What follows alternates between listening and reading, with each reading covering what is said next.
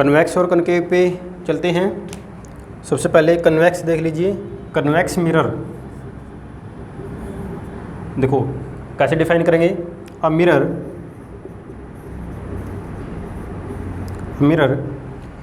whose reflecting surface a mirror whose reflecting surface a mirror whose reflecting surface is whose reflecting surface is away from center of curvature, centre of curvature. एक ऐसा mirror जिसका reflecting surface centre of curvature से away है। अब लेकिन इसको समझना थोड़ा मुश्किल हो गया क्योंकि हमने तो सेंटर ऑफ कर्वेचर पढ़ा ही नहीं, तो इसलिए ये डेफिनेशन भी आप लिख लेंगे अच्छे से। जब आप सेंटर ऑफ कर्वेचर पढ़ लेंगे तब ये अच्छे से समझ में आएगी। जब तक आपने सेंटर ऑफ कर्वेचर नहीं पढ़ा है तब तक एक डेफिनेशन और है इसकी, वो आप लिख सकते हैं। वो क्या होगी कि अब mirror whose reflecting surface is outside, okay, whose reflecting surface is, जैसे आपने देखो ये कन्वेक्स देखा है, इसमें देखो ये अंदर वाला जो पोर्शन है ये तो नॉन रिफ्लेक्टिंग है और बाहर वाला रिफ्लेक्टिंग है। तो कन्वेक्स में क्या है, कन्वेक्स मिरर बाहर से रिफ्लेक्टिंग होता है, बाहर से यानी कि जो पोर्शन बाहर की तरफ का निकला हुआ है, जो बल्जिंग पार्ट है। तो ऐसा मिरर जो क्या होगा बाहर से रिफ्लेक्टिंग है वो क्या होगा कन्वेक्स। और कनकेव क्या होगा, कनकेव। देखो यहाँ पर केव वर्ड आ रहा है, इसको समझने का एक याद रखने का तरीका है। केव वर्ड आ गया, केव मीन्स जैसे गुफा होती है, मतलब कि इनसाइड, थोड़ा अंदर की तरफ। इसमें क्या होगा जो रिफ्लेक्टिंग सरफेस होगा वो अंदर की तरफ होगा। A mirror in which reflecting surface is inside, अंदर की तरफ है। या फिर अगर इसको थोड़ा मोर साइंटिफिक वे में अगर लिखूँ डेफिनेशन तो क्या बनेगी, a mirror whose reflecting surface is a mirror whose reflecting surface is towards the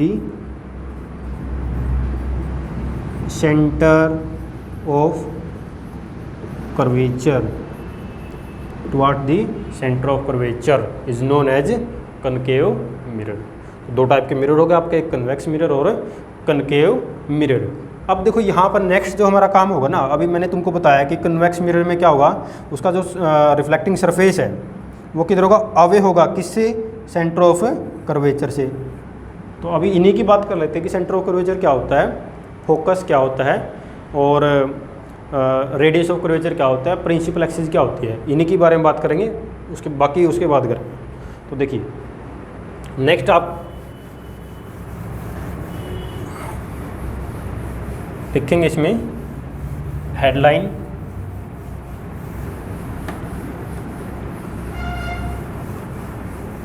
terms used in spherical mirrors, जिसको हम सिंपली टर्मिनोलॉजी बोलते हैं, टर्मिनोलॉजी। इंपॉर्टेंट टर्म्स लिख लेंगे, ठीक है। क्या लिख लेंगे इसको, इंपॉर्टेंट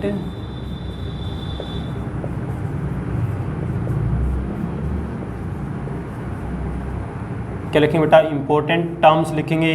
इंपॉर्टेंट टर्म्स, महत्वपूर्ण टर्म्स महत्वपूर्ण क्या बोलेंगे टर्म्स को हिंदी में, हाँ महत्वपूर्ण, क्या बोलते हैं इसको, चलो जो भी है टर्म्स ही बोलेंगे हिंदी में भी, ठीक है। महत्वपूर्ण टर्म्स बोलेंगे, इंपॉर्टेंट टर्म्स बोलेंगे। पहले लिखिए इंपॉर्टेंट टर्म्स, ठीक है। तो देखिए पहली इंपॉर्टेंट टर्म्स क्या बनेगी, स्फेरिकल मिरर में पढ़ रहे हैं। सबसे पहली है centre of curvature, centre of curvature. Symbol होता है बेटा इसका C, कैपिटल सी ये सिंबल है। अब सेंटर ऑफ कर्वेचर होगा क्या, इसको कैसे डिफाइन करेंगे, डिफाइन करने से पहले समझा देता हूँ थोड़ा सा। सेंटर ऑफ कर्वेचर क्या है, देखो स्फेरिकल मिरर जो है मैंने तुमको बताया कि स्फीयर का एक पार्ट है, स्फीयर का एक टुकड़ा है। अब वो जिस स्फीयर का टुकड़ा है उस स्फीयर का कहीं ना कहीं सेंटर तो था, तो जहाँ पर उस स्फीयर का सेंटर था तो वैसे ही ये जो टुकड़ा आपने लिया है इसका भी कहीं ना कहीं एक सेंटर तो बनेगा। कैसे, जैसे मान लीजिए मैंने एक कन्वेक्स मिरर ले लिया, क्या लिया, कन्वेक्स मिरर, बाहर से रिफ्लेक्टिंग है अंदर से नॉन रिफ्लेक्टिंग। तो देखो ये किसी न किसी स्फीयर का पार्ट है, तो जैसे मान लीजिए इमेजिनरी एक स्फीयर बना देता हूँ मैं कंप्लीट, ऐसे कुछ न कुछ स्फीयर होगा जिसका ये टुकड़ा है, तो इस स्फीयर का कहीं ना कहीं सेंटर भी होगा, तो वो जो स्फीयर का सेंटर है वही इसका क्या है, सेंटर ऑफ कर्वेचर है। पूरे स्फीयर के लिए उसको सेंटर बोलते हैं और स्फीयर का किसी टुकड़े के लिए उसको बोल देंगे मैं सेंटर ऑफ कर्वेचर। समझ में आया। इसी तरह से आप देख सकते हो, जैसे मान लीजिए कुछ भी है कनकेव है, उसके लिए भी ऐसे बना लेंगे। कनकेव होगा मान लीजिए, जैसे अभी ये तो कन्वेक्स है और कनकेव आप इस तरह से बनाओगे, ये इधर वाला पोर्शन नॉन रिफ्लेक्टिंग और इधर वाला रिफ्लेक्टिंग, तो ये भी क्या है, किसी न किसी स्फीयर का पार्ट होगा। तो स्फीयर का जो सेंटर है वो इसका भी क्या होगा, इसके लिए वो क्या होगा, सेंटर ऑफ कर्वेचर होगा। इसके लिए क्या होगा, सेंटर ऑफ कर्वेचर होगा। तो समझ में आ गया सेंटर ऑफ कर्वेचर क्या है। सेंटर ऑफ कर्वेचर क्या है, तो it is the centre of the sphere. आप डेफिनेशन लिख लेंगे इसकी, डेफिनेशन लिखिए,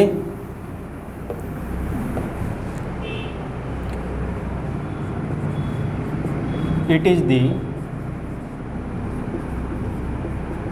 centre of the sphere of which mirror is a part. ठीक है, it is centre of the sphere. Centre of curvature क्या है, स्फीयर का सेंटर है, और ये जो आप मिरर ले रहे हैं ये उस स्फीयर का एक टुकड़ा है, एक पार्ट है। ठीक है, तो हम इस तरह से इसको बना सकते हैं। जैसे मान लीजिए अभी बताया था आपको, ये मान लीजिए है आपके पास एक कन्वेक्स मिरर, क्या है, कन्वेक्स मिरर। तो इसका सेंटर ऑफ कर्वेचर देखो कहीं इधर होगा कि इधर होगा। भाई कई बच्चे इतना भी कई बार क्या करते हैं कि कॉमन सेंस का बिल्कुल यूज़ नहीं करते, कई बोलते सर इधर भी तो हो सकता है, इधर कैसे हो सकता है, भाई स्फीयर तो इधर बनेगा, तो स्फीयर का सेंटर स्फीयर से बाहर थोड़े हो सकता है, स्फीयर के अंदर होगा, तो यहाँ पर इसका क्या होगा, कहीं ना कहीं ये होगा सेंटर ऑफ कर्वेचर। समझ में आया। उसके बाद सेकंड पॉइंट है पोल, जिसको मैं पी से लिखता हूँ, काफ़ी इंपॉर्टेंट है ये भी, पोल पी से लिखा। पोल क्या है, पोल है आप जो भी आप मिरर ले रहे हैं, चाहे कनकेव मिरर है चाहे कन्वेक्स मिरर है, उसका ज्योमेट्रिकल सेंटर। ज्योमेट्रिकल सेंटर का मतलब क्या होता है, समझ लीजिए। जैसे मान लीजिए ये आपके पास है एक मार्कर है, ज्योमेट्रिकल सेंटर इसका बिल्कुल बीच में आएगा। सिमेट्रिकल ऑब्जेक्ट है, ज्योमेट्रिकल सेंटर बीच में। ऐसे ही देखो ये एक कन्वेक्स मिरर है, ज्योमेट्रिकल सेंटर कहाँ पे आएगा, इसका ज्योमेट्री को देख के लग रहा है मेरे को यहाँ पर आएगा बीच में ही, तो ये क्या होगा, इसका पोल है। ठीक है ना, पोल क्या होता है, it is the geometrical centre of the mirror.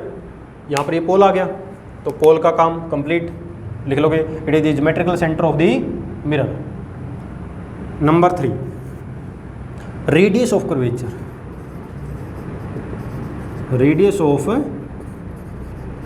Curvature, जिसको मैं लिखता हूँ कैपिटल आर से, सिंबल का भी ध्यान रखना। रेडियस ऑफ कर्वेचर क्या होता है, radius of curvature. Radius of curvature क्या है, distance between pole and centre of curvature. Very simple, distance between को ऐसे मेरी तरह मत बनाना, टीचर नंबर काट लेगा। Distance between pole and centre of curvature. Okay, pole and centre of curvature के बीच का डिस्टेंस क्या होगा, रेडियस ऑफ कर्वेचर। मिलाओ इनको दोनों को, ये मिला दिए, ये देखो ये यहाँ तक PC। ओके, PC, तो ये यहाँ से लेके यहाँ तक का जो है इसको बोलेंगे रेडियस ऑफ कर्वेचर। अब देखो बेटा, रेडियस ऑफ कर्वेचर क्या एक तरह की डिस्टेंस है, तो इसकी यूनिट अगर पूछे कोई, ऐसा यूनिट पूछे तो ऐसा यूनिट क्या बनेगी, ऐसा यूनिट बनेगी इसकी मीटर। ठीक इसका लेंथ को मीटर में मापते हैं ना एसआई में, तो क्या बनेगी मीटर। अब एसआई मत पूछना क्या होता है, 9th क्लास में पढ़ के आए होंगे। इंटरनेशनल सिस्टम ऑफ यूनिट, पूरे वर्ल्ड में इंटरनेशनली हर जगह इसका कॉमनली जिस सिस्टम का यूज होता है वो है एसआई सिस्टम, तो उसके अकॉर्डिंग ये मीटर में होगा। आप चाहो तो सेंटीमीटर, वैसे न्यूमेरिकल प्रॉब्लम सॉल्व करते हैं वहाँ पर ये जो रेडियस ऑफ कर्वेचर है वगैरह वगैरह ये सेंटीमीटर में दिखाई देती है। आप बोलोगे सर आपने तो बता दिया मीटर में, नहीं कंपलसरी नहीं, ऐसा ही मीटर है, लेकिन प्रॉब्लम्स में प्रैक्टिकली कई बार क्या होता है कि वो सेंटीमीटर में लेते हैं, क्योंकि प्रैक्टिकली ये जो मिरर हैं छोटे छोटे होते हैं, तो सेंटीमीटर में लोगे तो ठीक है, वो आप लिखोगे मीटर में लिखोगे काफ़ी छोटी क्वांटिटी हो जाएगी इसलिए। ओके, तो रेडियस ऑफ कर्वेचर हो गया। अब क्या रह गया, नंबर 4 फोकस। ये बहुत ज़रूरी है, ऑप्टिक्स में भी और डेली लाइफ में भी फोकस ज़रूरी है। फोकस का सिंबल F, फोकस का सिंबल F। किधर होगा फोकस, देखो फोकस क्या है, फोकस एक ऐसा पॉइंट है, फोकस एक ऐसा पॉइंट है जहाँ पर अगर एक पैरेलल बीम आ रहा है, पैरेलल रे आ रही है बहुत सारी, और वो जैसे एक आपके पास मिरर है, 2 टाइप के मिरर है ना, कनकेव और कन्वेक्स। कनकेव मिरर पे एक बीम पड़ रहा है, पैरेलल बीम, तो रिफ्लेक्शन के बाद जहाँ पर वो मिलेगा उसको बोलेंगे फोकस। और कन्वेक्स के लिए मैं बोल दूंगा जहाँ पर मिलता हुआ प्रतीत होगा, जहाँ पर मिलता हुआ प्रतीत होगा, यानी कि जहाँ पर वो मिल सकता है उसको बोलेंगे फोकस। तो डिफाइन कर देता हूँ, कैसे करेंगे, it is a point, it is a point where parallel rays okay, parallel rays कहाँ से आती है, कमिंग फ्रॉम इन्फिनिटी, बहुत दूर से आ रही है, सन से आ रही है, from infinity after reflection meet, जहाँ पर मिलती है, लेकिन मीट किस में, meet in case of concave, in case of concave mirror, concave mirror में ही मिलेंगी। कन्वेक्स में देखो क्या होगा, meet in case of concave mirror and appear to meet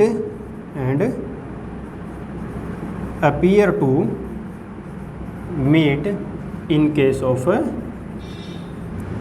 of convex mirror.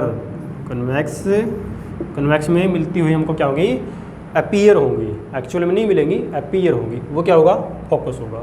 अब देखिए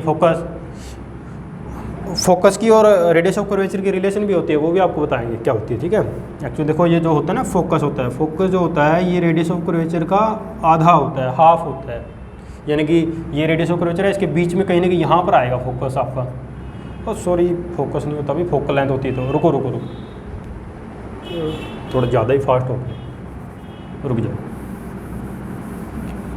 ठीक है। कन्वेक्स मिरर हो गया, यहाँ तक हो गया आपको।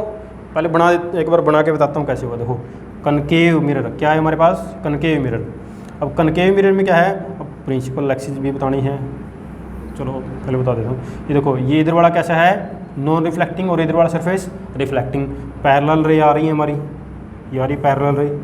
रिफ्लेक्शन के बाद दोनों एक पॉइंट से पास होंगी, या फिर बोलेंगे एक पॉइंट पर मिलेंगी, जहाँ पर मिलेंगी वो होगा फोकस। क्या होगा, फोकस, वेरी इंपॉर्टेंट, फोकस, ठीक है। और कन्वेक्स होगा तो क्या होगा, देखो ऐसे इंसिडेंट रे आ रही है, पैरेलल बीम, लेकिन याद ये जो कन्वेक्स मिरर है ये एक तरह का, इसको डाइवर्जिंग मिरर भी बोलते हैं। क्या बोलते हैं इसको, डाइवर्जिंग मिरर। डाइवर्ज कर देता है बीम को, फैला देता है, ये इधर चला गया, ये इधर चला गया, फैला दिया बीम को। अब इधर मिलने का कोई चांस है, नो चांस, फैल रही है, डाइवर्ज कर रही है। इनको मैं बैक ड्रॉ कर लेता हूँ, क्या करूँगा, इनको मैं बैक ड्रॉ कर लेता हूँ। देखो ये जो रे ऐसे जा रही है ना इधर रिफ्लेक्ट होके, इसको मैं बैक ड्रॉ करूँगा तो कहीं ना कहीं देखो यहाँ पर इसको बैक ड्रॉ करो, थोड़ा ठीक ठाक सा बना लो भाई, इसको ठीक ठाक सा बना लो, इसको बैक ड्रॉ करो तो यहाँ पर मिल गई, यहाँ पर मिली। जहाँ पर ये मिलती, एक्चुअल में देखो मिरर के इस तरफ लाइट नहीं जा रही, जहाँ पर लाइट नहीं जा रही वहाँ पर इमेज देखना हमेशा कैसी बनेगी, वर्चुअल बनेगी, एक्चुअल में नहीं है वहाँ पे कुछ भी। इस तरफ लाइट ही नहीं जा रही, हम तो उसको बस क्या करें, इसको एक्सटेंड करें कि भाई ये ऐसे फैल रही है, इधर जा रही है, आगे तो मिल नहीं सकती, हम देख रहे हैं कि कहाँ से आ रही है ये लाइट, कहाँ से आ रही है। अगर इसको बैक ड्रॉ करोगे यहाँ पर मिलेगी, ये बन गया इसमें फोकस। तो यहाँ पर क्या है, ये अपीयर हो रही है, एक्चुअल में नहीं मिल रही है, क्या हो रही है, अपीयर हो रही है, अपीयर टू मीट कन्वेक्स में, और एक्चुअली मीट कहाँ पर करती है, कनकेव में। तो ये हो गया आपका फोकस। पॉइंट नंबर 5 पे चलते हैं।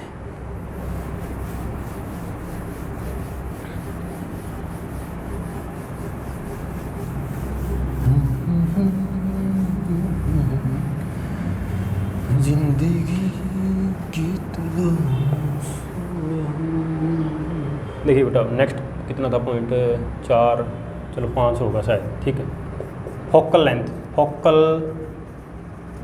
लेंथ का बेटा सिंबल स्मॉल एफ होता है। फोकल लेंथ का सिंबल क्या होता है, स्मॉल एफ होता है। और ये जो फोकल लेंथ है ना, बस ये क्या होती है, जो रेडियस ऑफ कर्वेचर है उसकी आधी होती है, उसका हाफ होती है बस। या फिर ऐसे बोलो, distance between pole and focus. 2 point है, पोल और फोकस 2 पॉइंट है ना, उनके बीच की दूरी को क्या बोलेंगे, फोकल लेंथ। और इसकी भी ऐसे यूनिट क्या होगी, ऐसा यूनिट होगी मीटर ऐसे लिखेंगे, ओके। नंबर 6 प्रिंसिपल एक्सिस रह गई थी ये, तो प्रिंसिपल एक्सिस इसको तो भूल गए थे हम। प्रिंसिपल एक्सिस क्या है, ए लाइन स्ट्रेट लाइन होगी, ए लाइन स्ट्रेट होगी बिल्कुल, ए लाइन पासिंग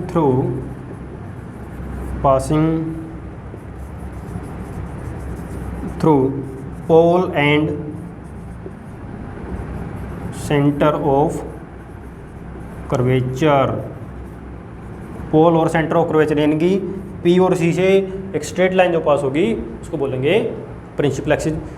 जाहिर सी बात है, जाहिर कि अगर ये लाइन अगर सेंटर ऑफ कर्वेचर से और पोल से पास हो रही है तो फोकस तो बीच में आ ही जाएगा। कलायत से कैथल जाओगे तो बीच में कोई ना कोई क्या बोलते हैं, ये कैलरम वगैरह कौन से गांव है जो बीच में आ ही जाएंगे, वो तो बाता वगैरह, समझ में आ गया ना। तो ऐसे होगा, बना के दिखाते हैं, ड्रॉ करते हैं, बनाओ। कनकेव मिरर क्या है, ये कनकेव मिरर, इसका ये है मान लीजिए पोल, और यहाँ पर मान लीजिए ये है इसका सेंटर ऑफ कर्वेचर। तो एक लाइन खींचो भाई, खींचो लाइन खींचो पोल से, और ये सेंटर ऑफ कर्वेचर, लाइन सीधी नहीं खींची, चलिए आप सीधी कर लेना इसको स्केल की हेल्प से, ठीक है। ये हो गया, पोल से और सेंटर ऑफ कर्वेचर से जा रही है, तो क्या बोलेंगे इसको, दिस इज प्रिंसिपल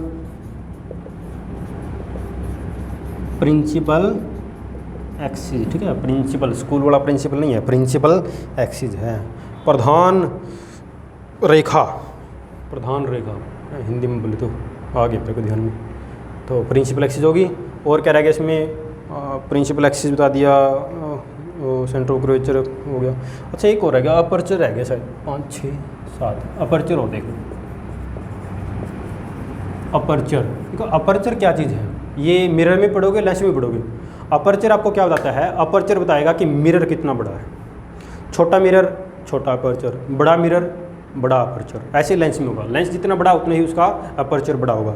और अपर्चर बड़ा होने से क्या होता है कि वो उतना ही उसके ऊपर लाइट फॉल करने के लिए एरिया मिल जाता है। अगर किसी मिरर का अपर्चर ज़्यादा है, तो इसका मतलब है कि उसके जो लाइट उसके ऊपर पड़ेगी, उसको लाइट को पड़ने के लिए उसको ज़्यादा एरिया मिलेगा, ठीक है। सिंपल ऐसे समझ लीजिए, ज़्यादा ही मैं इसको थोड़ा कॉम्प्लिकेट कर रहा हूँ। ये देखो concave mirror, okay, principal axis है। अब अपर्चर होता है बेटा, ये देखो दोनों मिरर के दोनों एंड के बीच की दूरी, ये दोनों एंड के बीच की दूरी, ये क्या होगा, इसको बोलेंगे अपर्चर बोलेंगे। अब सिंपल सी बात है, अगर अपर्चर बड़ा होगा तो मिरर भी तो बड़ा होगा, और मिरर बड़ा होगा तो लाइट उसके ऊपर जो पड़ेगी उस लाइट को ज़्यादा एरिया मिलेगा पड़ने के लिए। तो ये है अपर्चर। तो अपर्चर को भी अगर मेजर करना है तो वही ऐसा यूनिट तो मीटर ही होगी। तो ये था आपका spherical mirror, spherical surfaces, reflecting surfaces, और कुछ इंपॉर्टेंट टर्म्स हमने आज इसमें डिस्कस किए, ठीक है। आई होप कि आपको समझ में आया होगा। Thank you very much.